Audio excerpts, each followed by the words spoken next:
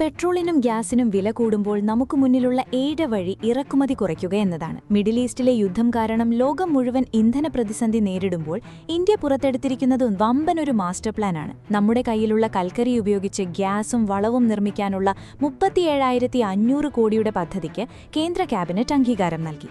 എന്താണ് ഈ coal gasification? ഇതെങ്ങനെ സാധാരണക്കാരെ സഹായിക്കും? നോക്കാം. കൽക്കരി നേരിട്ട് കത്തിച്ച് പുകയുണ്ടാക്കുന്നതിന് പകരം രാസപ്രവർത്തനത്തിലൂടെ അതിനെ സിൻ ഗ്യാസ് എന്നറിയപ്പെടുന്ന ഒരു കൃത്രിമ വാതകമാക്കി മാറ്റുന്ന രീതിയാണിത്. ഇതൊരു അത്ഭുത ഗ്യാസാണ്. ഇതിൽ നിന്ന് നമുക്ക് വൈദ്യുതി ഉണ്ടാക്കാം, വാഹനങ്ങൾക്കുള്ള ഇന്ധനം നിർമ്മിക്കാം, അതുപോലെ വളം നിർമ്മാണത്തിനാവശ്യമായ യൂറിയയും മെഥനോളും വേർതിരിച്ചെടുക്കാം. സാധാരണ കൽക്കരി കത്തിക്കുന്നതിനേക്കാൾ മലിനീകരണം കുറവാണെന്നതും ഇതിന്റെ വലിയ പ്രത്യേകതയാണ്. പ്രധാനമന്ത്രി നരേന്ദ്രമോദിയുടെ നേതൃത്വത്തിൽ ചേർന്ന ക്യാബിനറ്റാണ് ഈ പദ്ധതിക്ക് പച്ചക്കൊടി കാട്ടിയത്. 37,500 കോടി രൂപയാണ് ഇതിനായി സർക്കാർ മാറ്റിവെച്ചിരിക്കുന്നത്. ഏകദേശം 3 ലക്ഷം കോടി രൂപയുടെ നിക്ഷേപമാണ് ഇന്ത്യ പ്രതീക്ഷിക്കുന്നത്.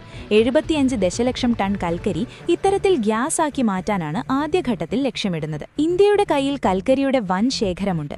അടുത്ത 200 വർഷത്തേക്ക് വേണ്ടത്ര കൽക്കരി നമ്മുടെ മണ്ണിലുണ്ട്. പക്ഷേ ഇന്ന് നമ്മൾ ഉപയോഗിക്കുന്ന LNG ഗ്യാസിന്റെ 50% യൂറിയയും മെഥനോളുമൊക്കെ വിദേശ രാജ്യങ്ങളിൽ നിന്ന് ഇറക്കുമതി ചെയ്യുകയാണ്.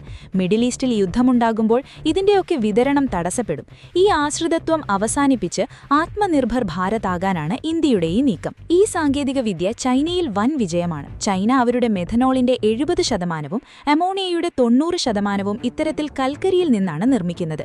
ഇതേ മാതൃക ഇന്ത്യയിലും നടപ്പിലാക്കിയാൽ ഗ്യാസ് വിലയും വളത്തിന്റെ വിലയും കുറയ്ക്കാൻ നമുക്ക് സാധിക്കും. 2030ഓടെ 100 ദശലക്ഷം ടൺ കൽക്കരി ഗ്യാസിഫിക്കേഷൻ ചെയ്യാനാണ് ഇന്ത്യയുടെ ലക്ഷ്യം.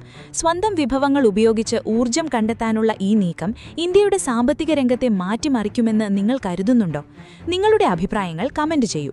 കൂടുതൽ ഇൻഫോർമേറ്റീവ് വീഡിയോകൾക്കായി ചാനൽ സബ്സ്ക്രൈബ് ചെയ്യാൻ മറക്കരുത്.